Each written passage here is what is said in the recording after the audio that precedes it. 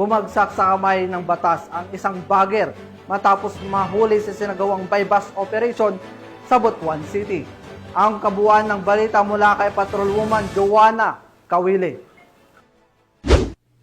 Nahuli sa ikinasang bypass operation ng mga otoridad ang isang bagger ng kilalang grocery store matapos mahuling sangkot umano sa iligal na droga sa barangay Agusan Pequeño, Butuan City. Kinilala ang suspect na si alias Janjan, 26 anyos, binata at residente ng Purok Maabi, Abihon sa nasabing barangay. Ayon sa ulat ng pulisya, kabilang si alias Janjan sa listahan ng mga street level individual o street level drug personality. Nasabat mula sa kanya ang tinatayang 3 gramo ng hinihinalang shabu na may halagang 20,400 pesos. Isinagawa ang operasyon ng mga tauhan ng Station Drug Enforcement Unit at Butuan City Police Station 2 sa pangunguna ni Police Captain Moises Macalulot Jr. Sa ngayon, nasa kustodiya na ng Station 2 ang suspect at nakatakdang sampahan ng kasong paglabag sa Republic Act 9165 o ang Comprehensive Dangerous Drugs Act of 2002. Patuloy ang paalala ng pulisya sa publiko na makipagtulungan sa kampanya kontra iligal na droga upang mapanatili ang kapayapaan at kaligtasan sa komunidad.